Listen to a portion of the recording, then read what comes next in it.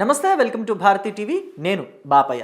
USA premieres today Akhanda 2 అని చెప్పేసి ఇక్కడ పోస్టర్ పెట్టాను కదా. దీన్ని చూసి ఇవాళ అఖండ 2 రిలీజ్ అయిపోతుంది యూఎస్ఏలో అని చెప్పేసి అనుకోవద్దు. ఎందుకంటే ఇలాంటి సత్యదూరమైన మాటలు నమ్మద్దు కూడా.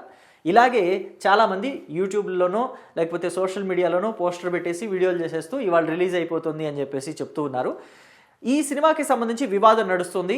ఈరోస్ ఇంటర్నేషనల్ వాళ్ళకి, అలాగే 14 రీల్స్ ఎంటర్టైన్మెంట్ వాళ్ళకి.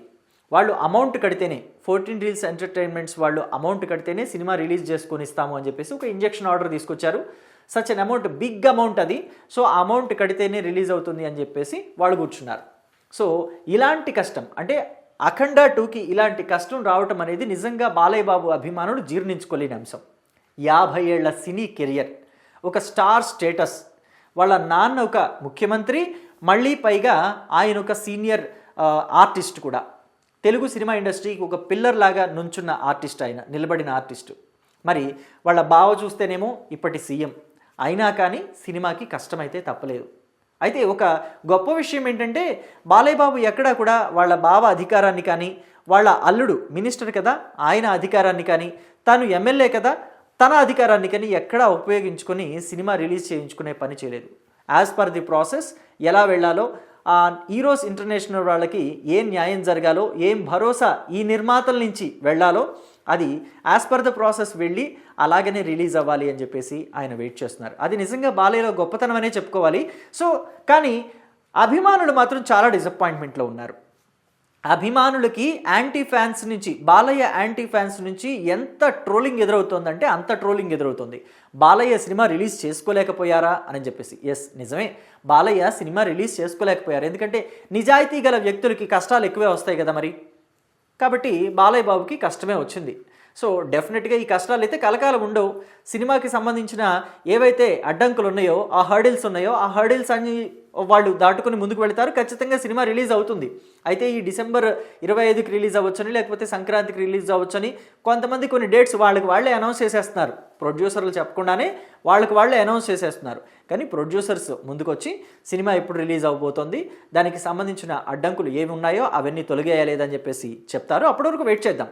అయితే ఇలాంటి కష్టమే బాలయ్య బాబుకి ఇప్పుడు ఎలాంటి కష్టం వచ్చిందో అలాంటి కష్టమే రాజాసాబ్ సినిమాకి, ప్రభాస్కి కూడా రాబోతుందట. సో ఎందుకని రాబోతుంది, ఆ కష్టం ఏంటి అని చెప్పేసి తెలుసుకుందాం. మామూలుగా ఇప్పుడు గోపి అచంట, రామ్ అచంట వీళ్ళిద్దరూ అఖండ సినిమాకి ప్రొడ్యూసర్లు. వీళ్ళు వచ్చేసి ఈరోస్ ఇంటర్నేషనల్ వాళ్ళకి 27 కోట్లు కట్టాలి అని చెప్పేసి ఒక ఇన్ఫర్మేషన్. అయితే అది వడ్డీతో కలుపుకుంటే 58 కోట్లు అని చెప్పేసి చెప్తున్నారు.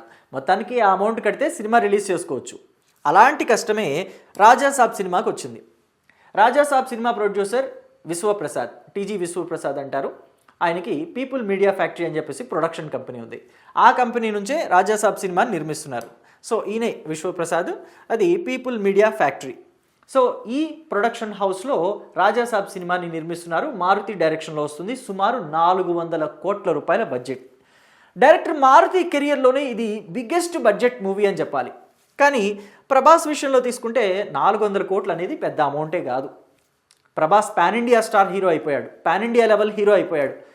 కేవలం తెలుగు ఒక ప్రాంతీయ భాషకి సంబంధించిన హీరోలాగా ఇప్పుడు ఎవరో చూడటం లేదు. ప్రభాస్ ఇండియా వైడ్గా రిలీజ్ అవుతున్నాయి ప్రభాస్ సినిమాలన్నీ కూడా. ఇప్పుడు వరకు బాహుబలి నుంచి ఇప్పటి వరకు ఏ సినిమా రిలీజ్ అయినా కానీ దాన్ని పాన్ ఇండియా లెవెల్లోనే రిలీజ్ చేస్తున్నారు. మేకర్స్ కూడా ప్రభాస్తో సినిమా అంటే ఆ సబ్జెక్ట్ని ఆ స్థాయిలో తీసుకుంటున్నారు. ఆ సబ్జెక్ట్ వాళ్ళు రాసుకోవడమే ఒక పాన్ ఇండియా స్థాయిలో రాసుకొని ప్రభాస్ తోటి తెరకెక్కించడానికి ఆయన దగ్గరికి అప్రోచ్ అవుతున్నారు. సో మరి 400 కోట్లు అంటే పెద్ద సమస్య కాదు, పెద్ద బడ్జెట్ కాదు ప్రభాస్ విషయంలో. కానీ మారుతి విషయంలో, డైరెక్టర్ మారుతి విషయంలో చూసుకుంటే మాత్రం ఆయనకి ఇది హై బడ్జెట్ సినిమానే, తన కెరియర్లోనే ఒక బెంచ్ మార్క్ లాంటి సినిమా అని చెప్పొచ్చు. అయితే ప్రస్తుతం ప్రభాస్ సినిమాకు కూడా ఇలాంటి కష్టమే, ఏదైతే అఖండ 2 కష్టం ఉందో అలాంటి కష్టమే వచ్చి పడింది. పీపుల్స్ మీడియా ఫ్యాక్టరీ వాళ్ళు ఐవివై ఎంటర్టైన్మెంట్స్ అనే వాళ్ళకి చాలా పెద్ద మొత్తంలోనే అమౌంట్ బాకీ ఉన్నారట. అంటే సుమారుగా 218 కోట్లు. దీంతో ఆ సంస్థ ఢిల్లీ హైకోర్టుని ఆశ్రయించింది. ఆ అమౌంట్ ఏదైతే ఉందో 218 కోట్లు అది మాకు తిరిగి ఇప్పించండి అని చెప్పేసి కోరుతుంది. సో ఈ వివాదం ఎప్పటి నుంచో నలుగుతుందట, జూన్ నుంచే నలుగుతోంది. సో వాళ్ళు ఇవ్వమని అడుగుతున్నారు, వీళ్ళు టైం అడుగుతున్నారా మరి ఏంటో తెలియదు. లేదు, రూల్ ప్రకారం అయితే మేము ఇవ్వాల్సిన అవసరం లేదని చెప్పారు.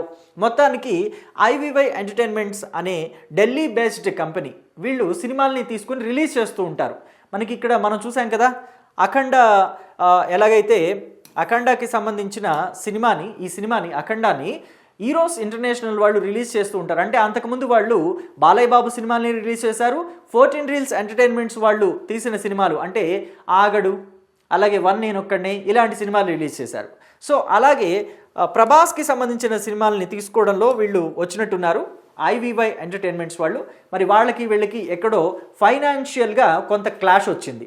ఆ క్లాష్ని క్లియర్ చేసుకునే పనిలో ఇప్పుడు విశ్వప్రసాద్ ఉన్నారు, ఈ సినిమా ప్రొడ్యూసర్.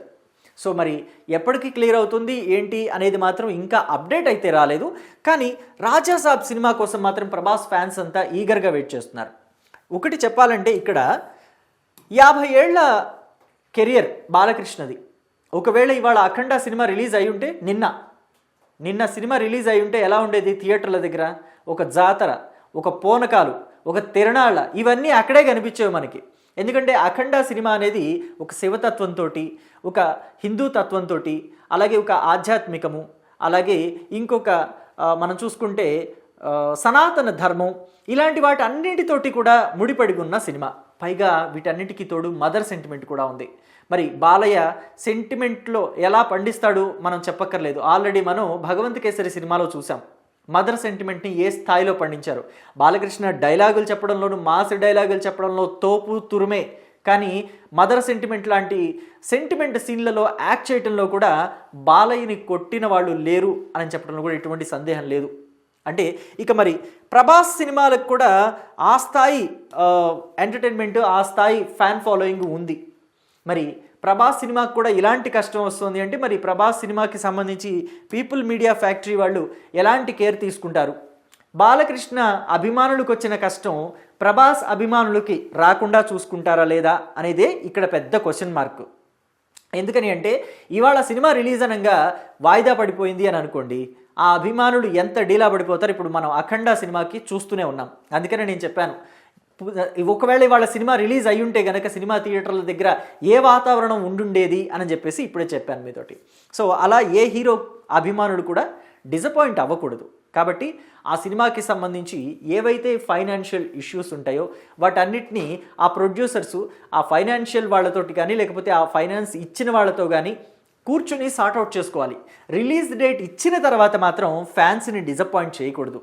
ఎందుకంటే ఆ అభిమానులు కావచ్చు, లేకపోతే వాళ్ళకి సంబంధించిన అనుచరులు కావచ్చు, వాళ్ళు లేకపోతే హీరోలకి ఈ స్థాయిలో మార్కెట్ ఉండదు. అలాగే ప్రొడ్యూసర్లు కూడా ఆ స్థాయిలో హీరోల మీద అమౌంట్ పెట్టి వాళ్ళతోటి సినిమాలు నిర్మించి దానికన్నా రెండింతలు అమౌంట్ సంపాదించుకునే అవకాశం కూడా ఉండదు. కాబట్టి వాళ్ళంతా కూడా అభిమానుల్ని దృష్టిలో పెట్టుకుని ముందే సమస్యలు సార్ట్అవుట్ చేసుకోవాల్సిన అవసరం ఎంతైనా ఉంటుంది. మరి ప్రభాస్కి అఖండ 2కి వచ్చిన కష్టాలు రాకుండా చూసుకుంటారా ప్రొడ్యూసరు, లేదా ఇలాంటి కష్టమే మళ్ళీ రాజాసాబ్ కూడా రిపీట్ అవుతుందా లేదా? చూద్దాం ఏమవుతుందో.